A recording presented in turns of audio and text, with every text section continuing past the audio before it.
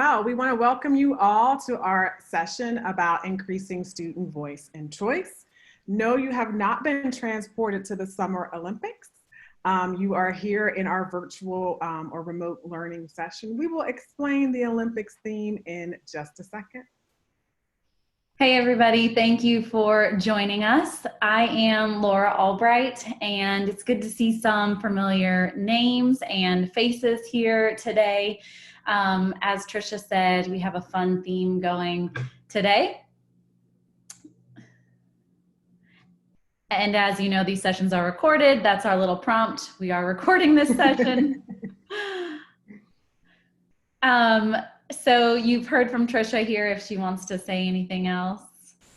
No, just welcome everyone from all over North Carolina, a few from outside of North Carolina, and also I saw that there was a Christian teacher joining us from Spain. Welcome everyone. Amazing. We're also going to be joined by these two individuals in the bottom left corner of your screen. When those two synchronized swimmers pop up, that's going to indicate who is going to share in the chat. So that little prompt will designate who that might be, whether it be content specifications or we've got some fun little things in here. So just keep those individuals in the corner of your eye, and that will indicate when it's time to share. Just a couple other logistical items before we get started. We always kind of have to do the Zoom intro, although we know we're all pretty well versed in this now. But like we said before, utilizing the chat feature. So with our large crowd, you're not able to unmute yourself, but we want to encourage engagement and interaction as much as possible. So we love using the chat. You're viewing Trisha's screen right now, and it defaults to go into full screen mode. If you don't like that view, you can press escape. I personally do not have it in full screen mode right now. That way I can see the chat going. If I have to open up another window or take notes, I'm able to do that. So if that works better for you, please do that as well. And then you can see we also have the closed captioning feature turned on today. We're going to kick things off here with a little reflection and take us back in time in history. So we're talking about student voice and choice today, and we wanted to frame this thinking around differentiation. And two individuals, John Dewey, Maria Montessori, some others, have really dug into personalized learning, differentiation, and so it's not new, but the question is, why is this still important? And why is it, I guess, maybe more relevant now? So we're going to have you think about that. And we would like for the veteran teachers, those of you that have 20 or more years under your belt in education, go ahead and respond in the chat. Why is differentiation still at the forefront of our mind? Why is it one of those go-to strategies? Donna says equity, absolutely. Caroline, choice, you came to the right place. And Christy, enables us to reach every learner. Yeah, moving them forward, knowing that they're all different. We have a lot of veterans in here today, amazing. Yes, we got to give you some celebration.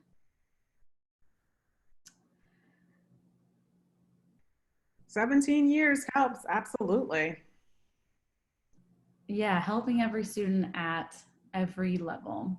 We all learn differently, that is correct. 38 years, woo! Yeah, thank you so much for sharing. I love that we have so many veterans here with us today. Lifelong learners, that's for sure. So that is exactly right. Exactly what you just said, that fair is not always equal. And in order to meet students' needs, we have to design our instruction for them, for where they are, for their abilities, and know that, just like Jocelyn said, that each student is a unique individual. So this is kind of that go-to image that we use when we think about differentiation.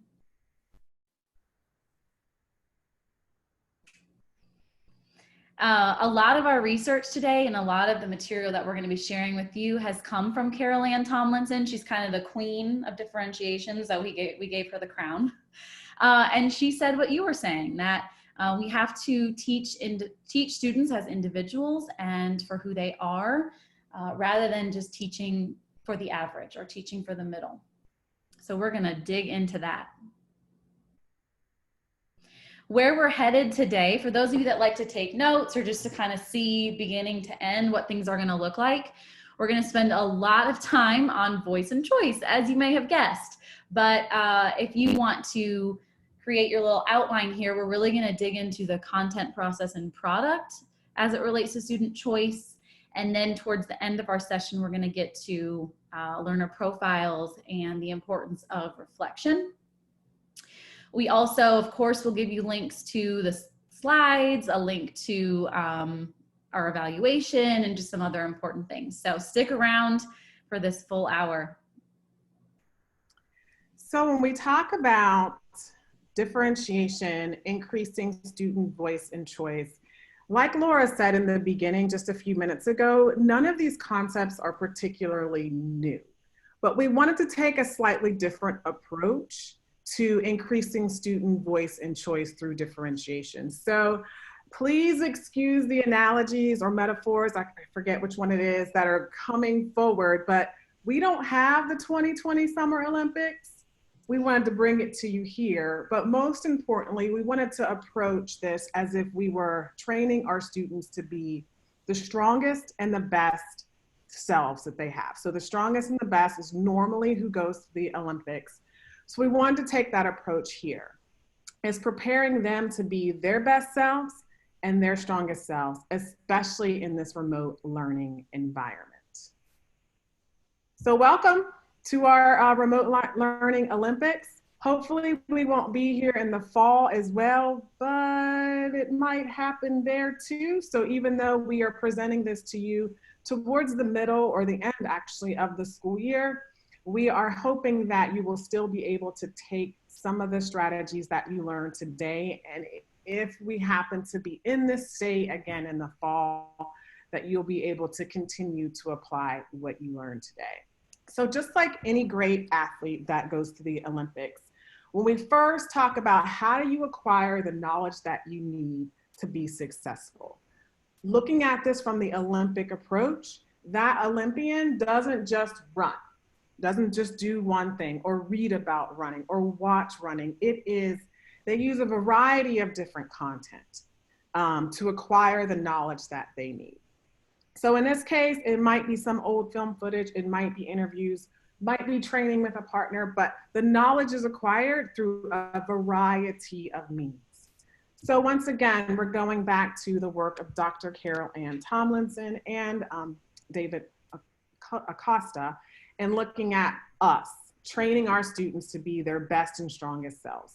So the content, as you already know, is the knowledge, the understanding, and the skills that they need to learn. So when we talk about increasing student choice and within content, that's the first thing that they learn. So that's what we're going to stick with first here. There's a number of different ways that this can happen. There's a number of different ways that what you are doing or what you can enhance what you're doing to offer that variety. Looking at, instead of lecture, maybe it's lecture and demonstrations. Maybe it is, and yes, this can happen in remote learning, if not easier than it can in the physical classroom, is that after there's some whole group instruction, there might be some small group instruction. It might not be the same day. It might be the next day. Another thing that was new to me, but I think very, very helpful for some students, is making that personal connection first before we move to academic. And I'm not picking on any math teachers in this webinar, but especially when we come to something like, every student has said it. Heck, you probably have said it. Why do I need to learn this? You know, connecting that personal to academic first, and then leveling out the different texts that students read is also a good way to differentiate content and give students some choice. So just to give you some free examples of ways that students can read at their own Lexile level or higher than their own Lexile level, here's 3 free resources that are out there. I did not use News ELA because sometimes it's free, sometimes it's not. So these are just some free ones. And we apologize that you can't go and click on these right now, but you will be able to by the end. You will get a PDF of this. I saw a couple of people, or at least one, that work with English learners, and I don't know if there's anyone on here that works with. In North Carolina, we call them exceptional children. In other parts of the world, of other parts of the United States, it's special education. There is an extremely, extremely important component of access to content and variety of content and adding visuals. Laura and I have already talked about it in previous webinars. I don't want to bore you with the research behind it, but when you add a simple visual to words, it really helps to stimulate the full power of learning. It increases what students learn, how they retain it, and how they can go back to it. So you may think, oh, it's just a simple visual of the respiratory system, but that really does help enhance learning, especially for our English learners and our exceptional children. So by the end of a week, I want you to think holistically. What are students offered? What choices are students given in your remote classrooms? Is it all direct instruction? Do you have a little bit of demonstration? And I want you to think about what's one additional choice that you can offer students so they have better access to content so that they can learn in a variety of ways. And we're not talking about learning styles. We are just talking more about offering students that variety so they can access it. So now we're gonna go content specific. Social studies and math. I'm picking up, oh, math is right there, math again. What's one additional thing that is here? A level text, a visual, a personal, maybe some small group instruction. What's one additional choice that you can give students? Social studies and math. So Zoom breakouts, I'm assuming maybe Zoom breakouts for that small group interaction.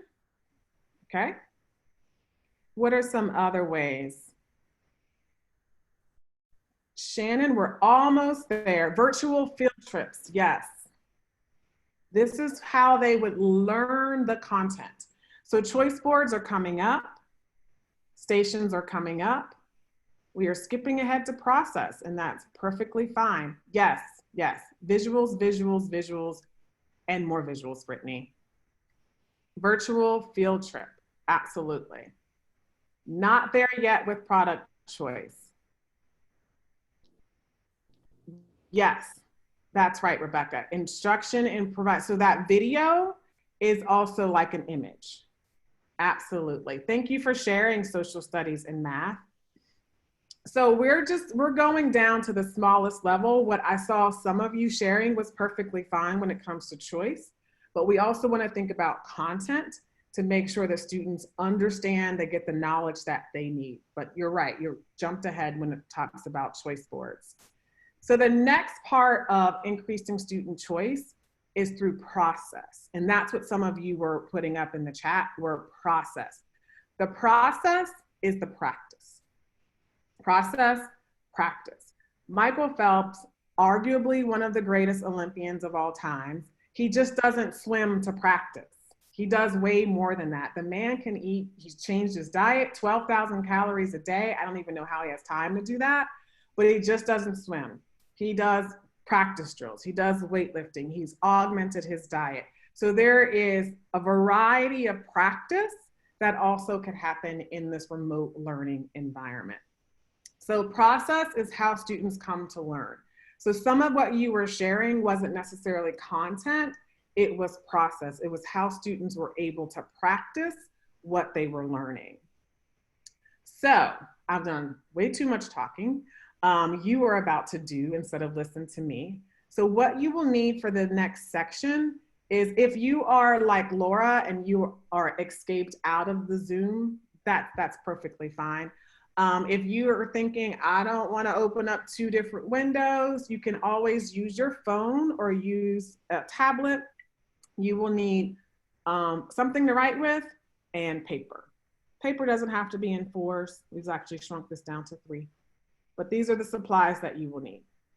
5 seconds to gather all of your information together. Okay. So you're going to go through 3 stations. They're somewhat self-paced. You'll have, it really shouldn't take you more than 90 seconds to go through each one of the stations. Please don't jump around. Please go in order. There's only 3 of them.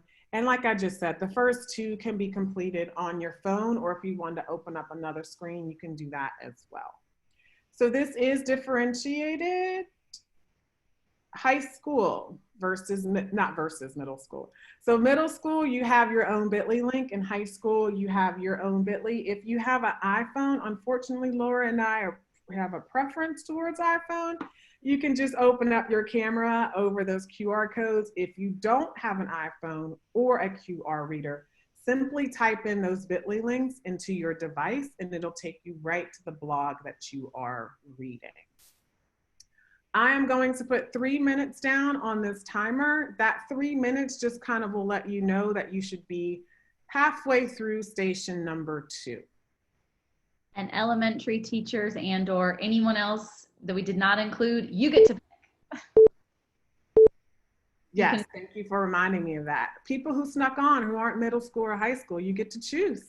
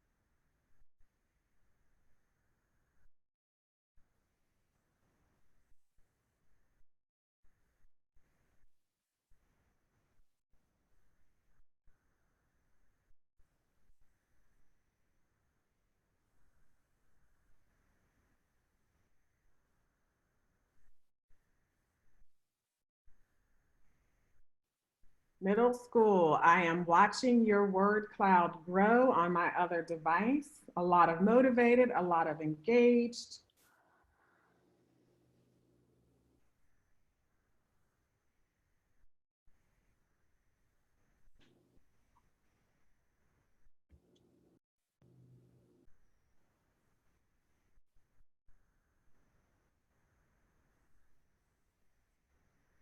High school, I'm looking at your positive responses come in as well.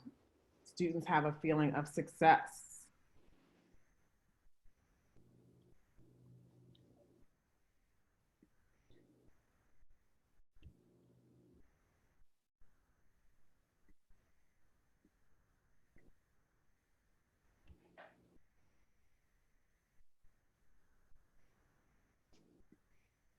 So someone scribbled on our slides and I am trying to get rid of it somehow.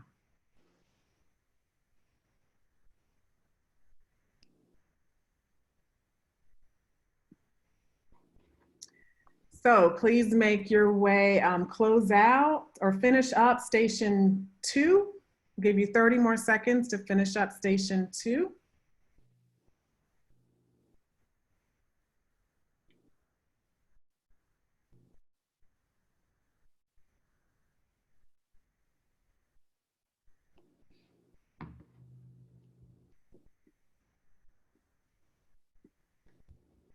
Got it.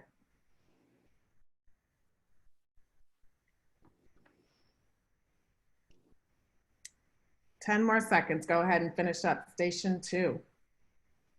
Thank you, high school, for all of your engaging responses here.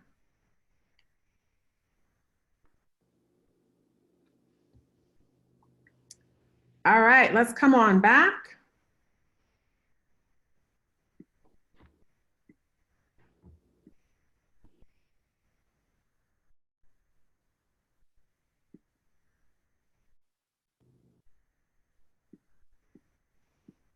Here we go.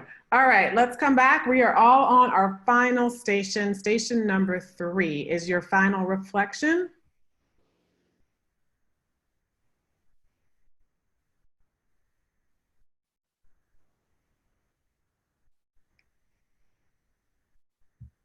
In the classroom versus remote learning.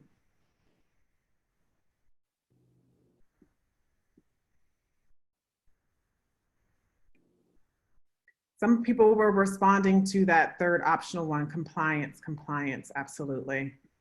All right, who's up? We have ELA and world languages. Please share in the chat.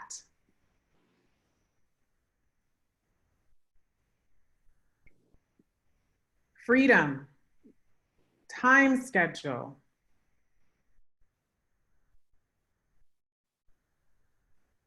testing that has been lifted for some of us. The time schedule, again, with Mary, students are focusing on core classes. I don't know if that's good or not good. No peer judgment, absolutely. That is gone for some people, those time schedules. A couple of more responses.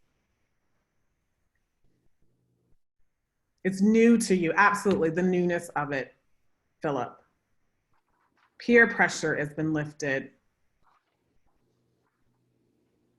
Flexibility with the schedule for some districts, for some schools. Some introverts were loving it, yes. So thank you so much for your reflections and your participation in the digital stations. So let's debrief that process. How were the stations, how do you think those stations were differentiated? Hold off on the chat for 1 second. You read something, you shared, and then you did a reflection. So I saw a number of different administrators and instructional coaches and media center specialists. How were the stations differentiated?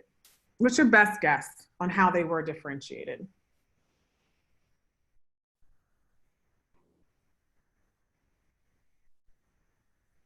Best guess on how they were differentiated. Reading versus doing, so the modes of learning. Text, Wagner, different type of engagement, Christy. And while you're at it, how do you think they, ignore that second one, by different activities? So when we look at the debriefing of these stations, you may, I think someone got it, maybe Wagner got it. High school versus middle school read something different. So middle school, I'm not saying anything against you, but your Lexile level for the blog that you read was lower than it was for high school. High school got the original blog. Middle school, I used Rewordify to change some of the difficult words. So I differentiated your content for that. It was the same blog, but you were still able to participate in the practice portion of it. So when we talk about differentiating by practice, there was a couple of things that were in place in those digital stations. Number one, somewhat, I allowed you to work at your own speed. So there was an optional station just so that everyone else who wasn't a quick reader, who wanted to take more time on the second station, let's say, they were able to work at their own speed. When we talk about differentiating by process, We're also offering different kinds of support. Now, I didn't model that here, but we'll get into some of what those examples could look like. And not, again, talking about learning styles, but different ways to express, but different ways to practice. So you got to read, you got to, complete a survey, and then you also got to write or reflect. So there was different modes for practicing. Again, this optional one was just my way of saying, okay, let's work at our own pace, even though we were all moving forward in the same direction. So while students working at their own pace or processing or practicing gets to be a little difficult if you have a classroom, physical classroom of 30, slightly easier in remote learning. Also in remote learning, we can offer different kinds of support. So I tried to give some tech and non-tech examples, knowing that not all students have access to this. So that different kinds of support, once the content has been delivered, could be a one-on-one phone call, could be a small group instruction. I think some people talked about breakout rooms, but that would be the teacher plopping into that. Again, this isn't for everyone, but having that practice, having those different kinds of support would be great. Now, this next one's going to be a little bit of a risk because I'm not sure of the 183 people who, number one, attended Laura and I's last session, number two, remembers what you learned, and number three, has the courage to put it in the chat. So anyone who attended Laura and I's last session last week or the week before that, I don't remember when we did this, but it was great. Do you remember one way you can help students with executive function? Does anybody remember anything? No one went to our last session. That's fine. Wait. Yes. So when we talk about providing that academic support, like a small study group, help with practice problems, we can also do that to differentiate process and to give students more choice. But also there could be some small study groups where we're helping students get organized. We're helping students pay more attention. We're chunking the information. Absolutely. So that was just a little pop quiz that we passed. So if you wanted to learn more about that, here's the link to our last session on varying the non-academic support that you give for students, because you've all experienced a student who is super smart but can never turn anything in. Is super smart but pays attention for 2 seconds. So that's what our last session was all about. So back to process and choice. So when we talk about giving students choice, it could be very, very simple as to when they're practicing. I'm going to give you 2 questions where you write the words out. I'm going to give you 2 questions that you calculate. So looking at, I might be able to explain it, but can't calculate it, or vice versa. It's also about giving students choice over a period of time of how they express themselves, of how they, so it could be a free write Friday and you choose what you want to write about. So that could also be something that can be put into place. We are 1 minute away from our halfway point. The 3 people that I see are extremely attentive, and I appreciate seeing your faces here, but our brains need a little bit of a break because Laura is about to blow your mind talking about product, yes she is, and increasing student voice a little bit later. So we're just gonna go to the beach. It's not gonna be crowded, and we're only gonna be there for about 30 seconds just to give ourselves a stretch break or a brain break. Just enjoy. 30 seconds. Stand up.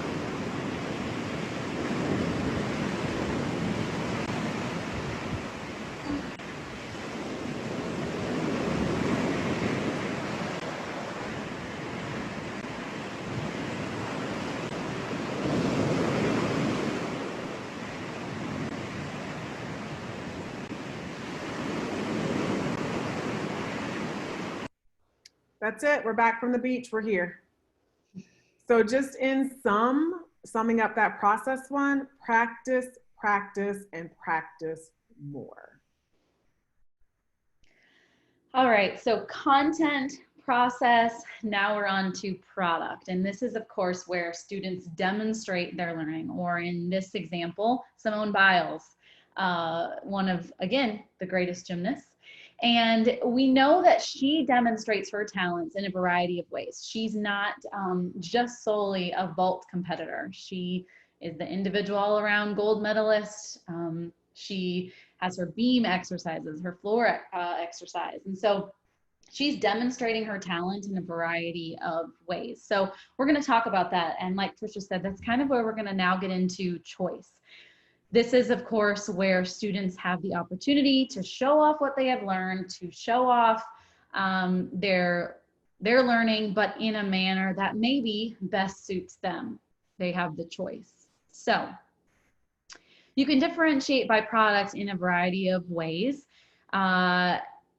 Kind of a simple, just a choice. You're going to choose one of these three. Or we give learning menus where you pick from the dinner menu. You can maybe pick an appetizer. If you don't pick an appetizer, you have to pick a dessert item. We can get all creative and crafty with that. Tic-tac-toe boards.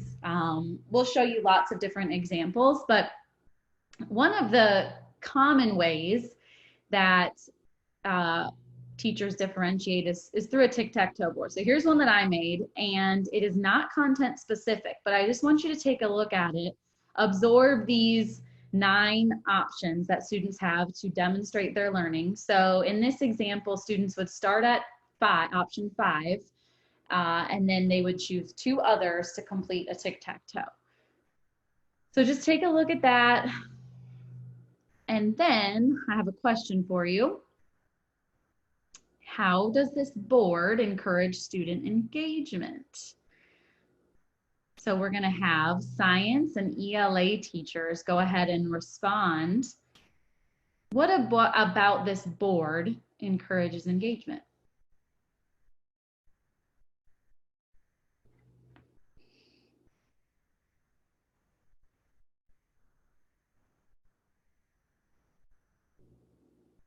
Crystal says they have choice, and Steven said ownership of the process.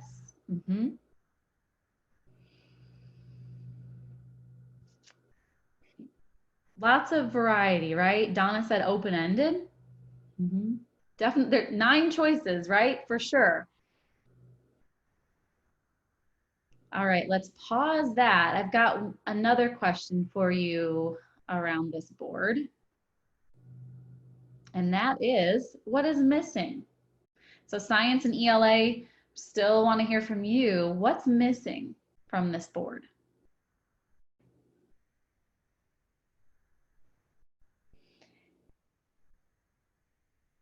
And if we think a little bit, a rubric, if we think a little bit about what Tricia had mentioned in kind of the very beginning, we were talking about differentiation. Let's see if anybody can hit it.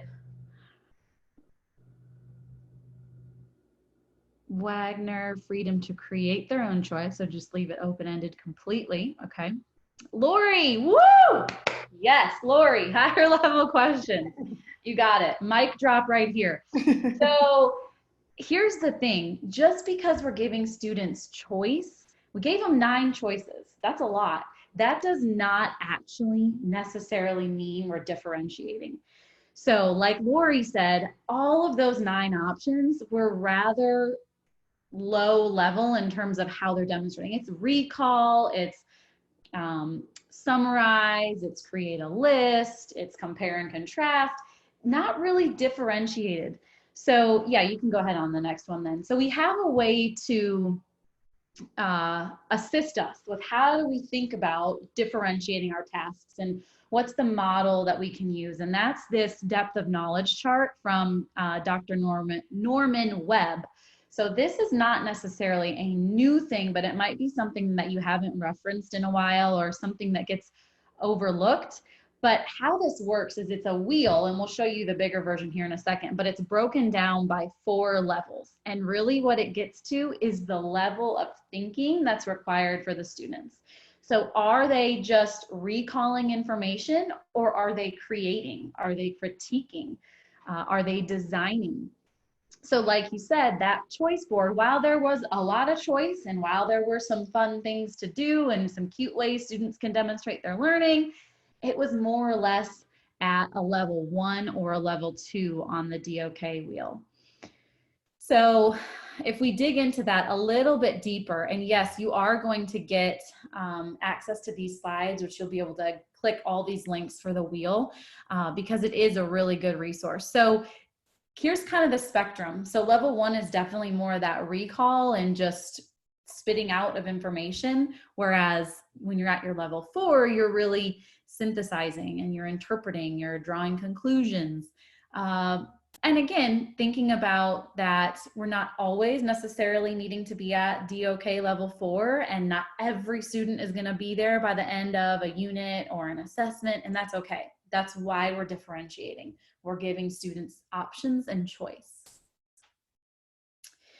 So addressing the elephant in the room, and nobody said it in the chat yet, but that you might be thinking, well, what about Bloom's taxonomy? Or how does this compare to Bloom's? Why can't we use Bloom's? And for the purpose of differentiation and for the purpose of how we're thinking about student thinking, DOK is really what we want to look at, because that is what's really going to analyze the thought process and the thinking that's required, less about kind of the action that's required. So we're spending our time with DOK, with the complexity of their thinking. So knowing that first tic-tac-toe board was really more of your DOK level 1 and 2, I'd love to hear from our math and CTE teachers to see if you could redesign option 1 or 9 to make that a DOK level 3 or 4. So I've given you some of the verbs or some of the thinking skills. And so if you could, math and CTE teachers, rewrite option 1 and 9 or 9 to make that a level 3 or a 4.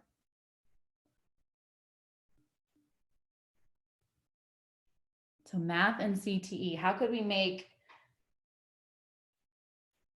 those two a higher level?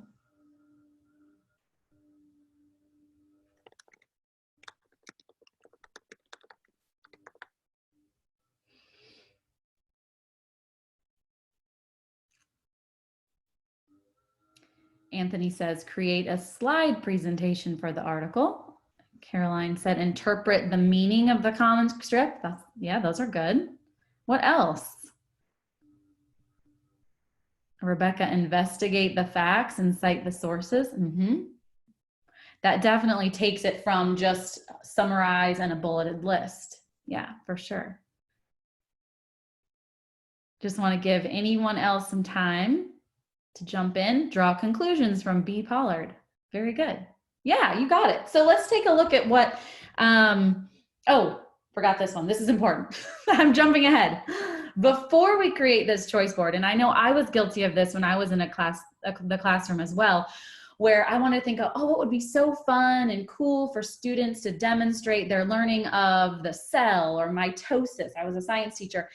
And so I would create the choice board and I'd give them all these options, but I didn't really always think about where my students started at. What was the data? So when we're creating this choice board, we want to look at where are our students at and what do they need. So if I'm designing a choice board that's relatively a level DOK 1 or 2, but my students are so much ready for more, then I need to create the board that's much higher at a 3 or a 4, or maybe like most classrooms, you've got students in all areas across the spectrum. So I need to create a board that has a little bit of everything, and that's what's should be up next, a differentiated choice board.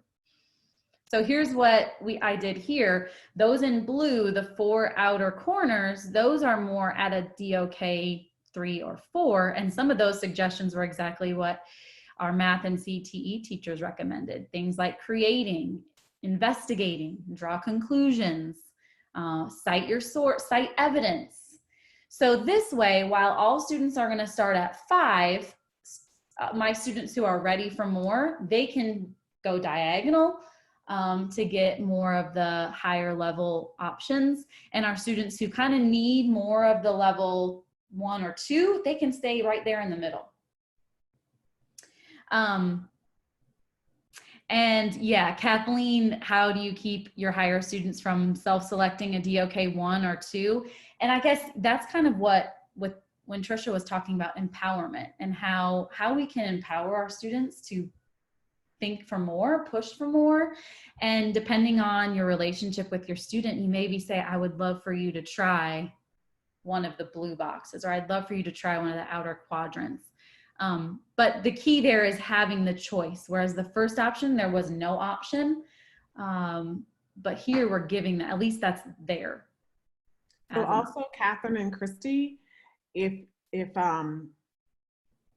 there's also another option, especially in remote learning, to have those 2 QR codes up, just like I did, and students don't see that I am giving a certain group of students this choice board, and I'm giving another group of students a tic-tac-toe board that is all 3s and 4s and maybe only 1. So it's a little bit easier to disguise the differentiation in remote learning, where it could be your alphabet group. It could be another way where they don't see what other people are doing. Yeah, I was just gonna say that as well. It's really easy with Google Classroom and Canvas, where you can assign separate things to separate students and they don't have to know. So yeah, that's a very good point.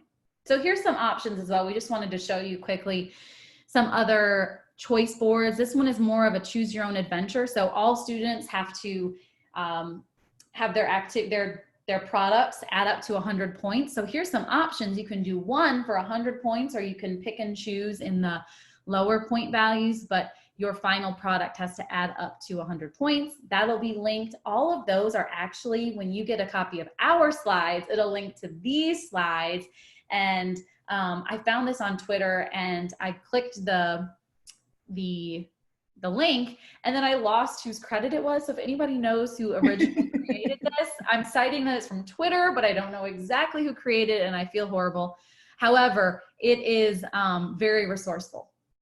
Another option, this one, students are engaging with the content via either reading, a video, and a review of vocab, and then they have the choice of their product.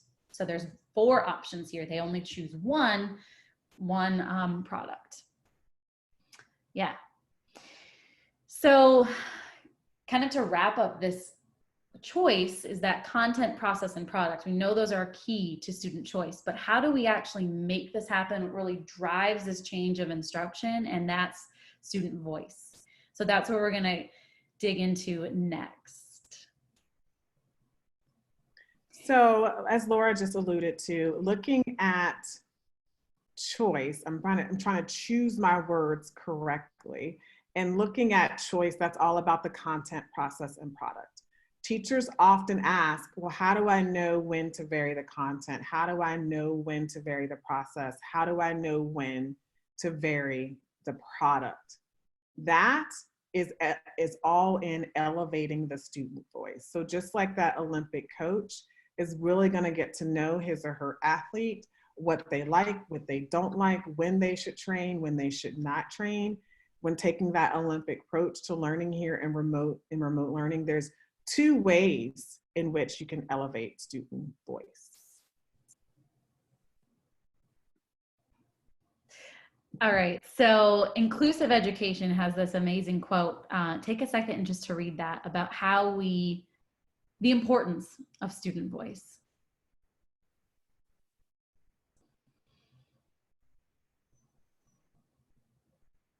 So we can elevate student voice using learner profiles, but even more than that, this really is an assistant to us as the teacher to help us better understand our students, their needs, their skills, and really their thought process, how they best learn, and ways for them to demonstrate their thinking.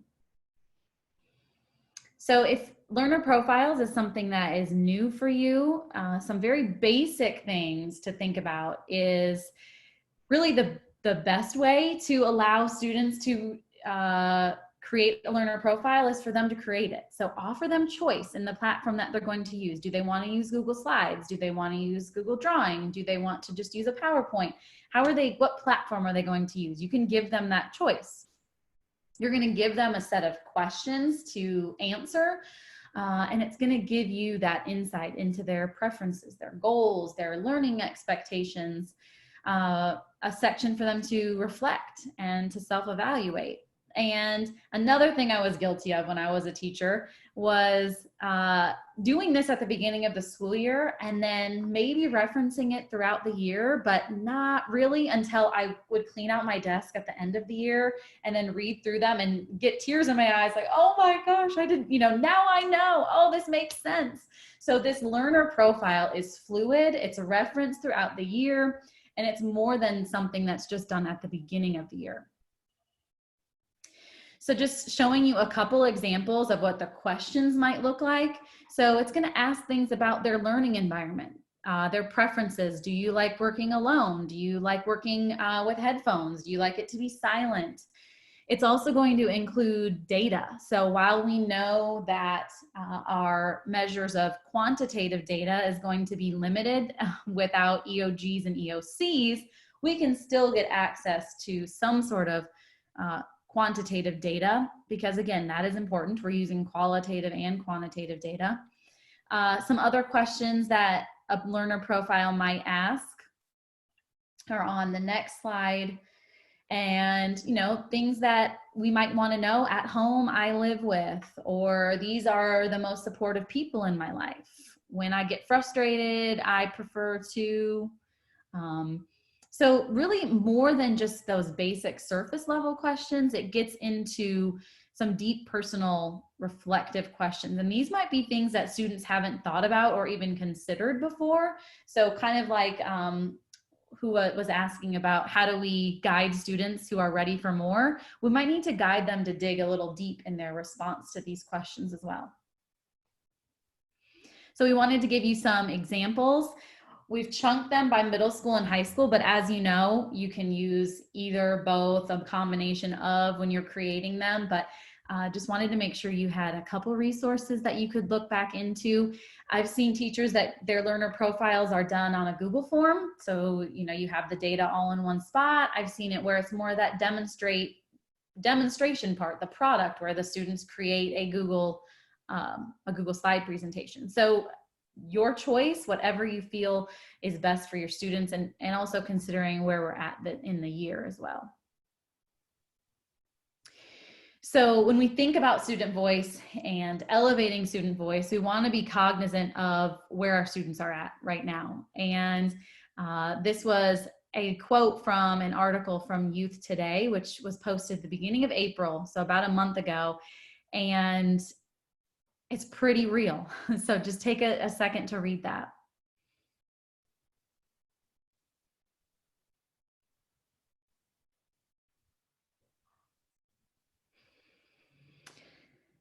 So in thinking about Melissa, and we're talking about, let's elevate our student voices, but how do we do that knowing that some students might be in a similar situation?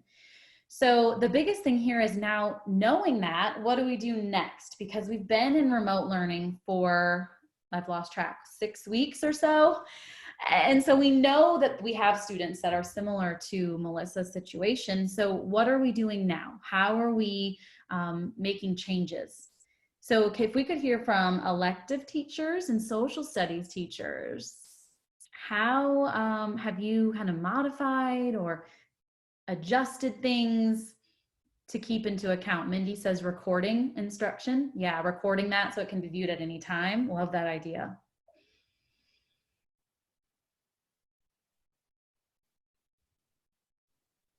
That's good. And some are doing just paper. Yes, nothing online. Deadlines are flexible. Screencasting. I love that, Heather. Yeah, be with phone calls. Yeah.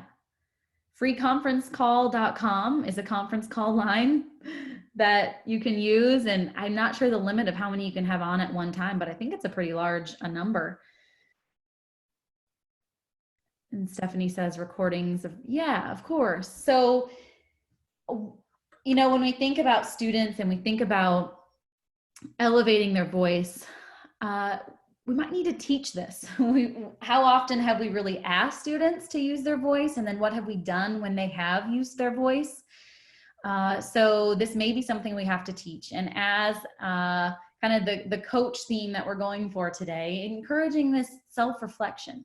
So we're just going to take a couple minutes to talk about when we're asking students to reflect or we're asking students to use their voice, we want to be mindful of our response and that we are open to their responses, that we are listening with understanding, and that we are empathetic and we are understanding of their situation. And so, you know, again, these might be things that we have to check ourselves, but we also need to keep that in mind when we're asking our students to do more as well. Through discussions. So maybe this is, you know, either it is students within a small group, like Tricia was saying earlier, or maybe this is just a one-on-one discussion with the teacher, really getting students to think about their thinking. This idea of an internal voice. So there's a difference between an external voice and an internal voice. The internal voice is sometimes the most powerful, good or bad, but having students journal and maybe even go back and look at their journal from a month ago or the previous unit and see how far they've come, really building this internal voice.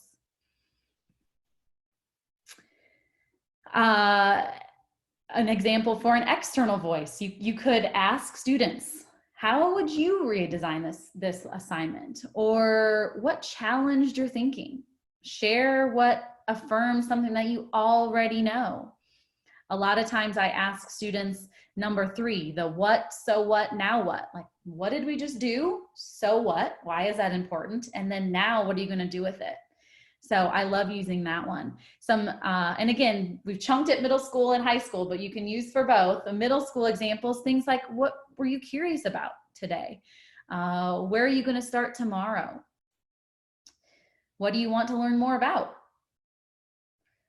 So having them reflect and build that internal voice will then hopefully be scaffolding so that we don't leave them silenced, that we are encouraging them to use their voices, and we're going to elevate their voice, especially in remote learning where we feel like we are kind of just throwing things at them and they might feel like they don't have a say in what's happening and what's going on. How can we make sure that we're not silencing our students?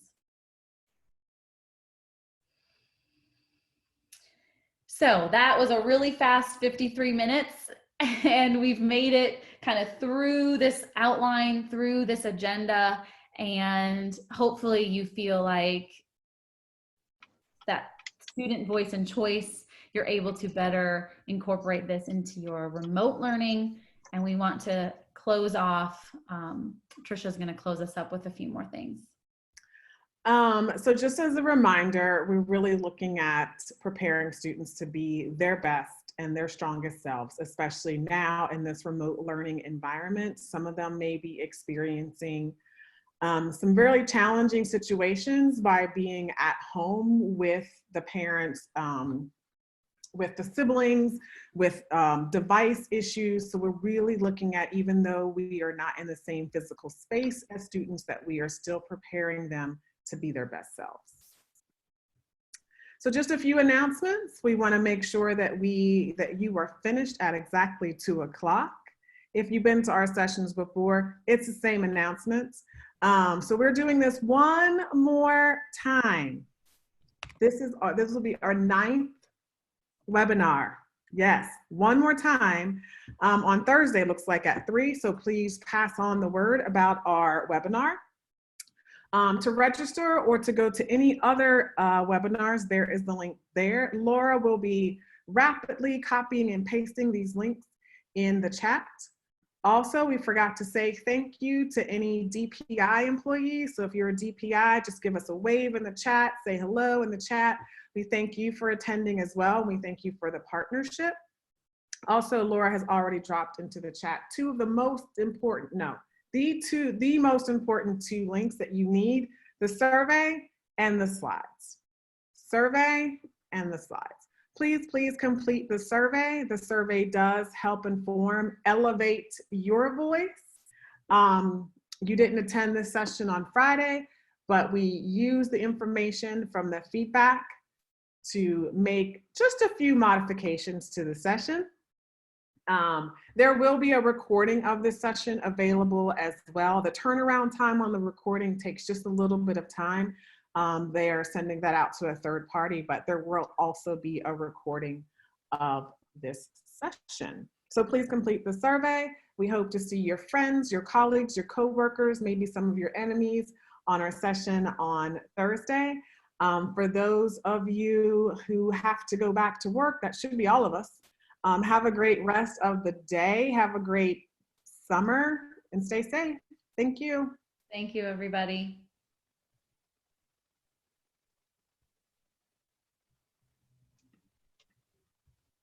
And we will stay probably for the next 10 minutes for anyone who needs some help. Oh, it was helpful for pre-K. I'm so glad to hear that, Rastina. She didn't pay attention to or he didn't pay attention to secondary, and that's awesome.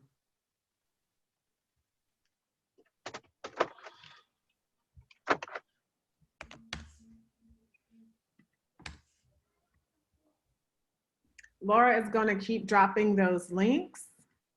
Once you complete the survey, you will see that you will get a certificate of attendance. Turnaround time on that is anywhere between a day and a week. We have one person doing that. Second grade teacher. Great. I'm so glad it was helpful. Amazing. Rosalind, great.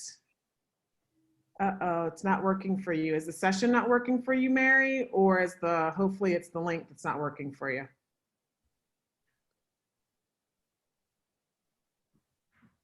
Jocelyn, thank you for the link. Good, Mary. You had me worried for a second. Oh, she sat through this whole session. It was terrible. So the survey, some folks have been asking about that. Yeah, we use the same survey since this is an evaluation more or less on Trisha and I. So it's the same survey for all of our sessions. So if it says remote learning for secondary, you're in the right place. We scroll down to today's date to read the submissions for the day. Yes. You can't do it here. You can 28 DLX. If you press the escape button, it'll get you out of the full screen on Zoom. Good, Cleopatra, it's working for you. In your German classroom too? Yes, absolutely, in world languages, yes. Oh my gosh, Mary, you emailed us last week and no one responded to, did you email one of us? Yeah, I didn't get that. I responded to everyone who emailed us. Please email us again, Mary, and we will email, it's us. We will email you back. Yeah, I definitely didn't get it. Please, yes, please email us.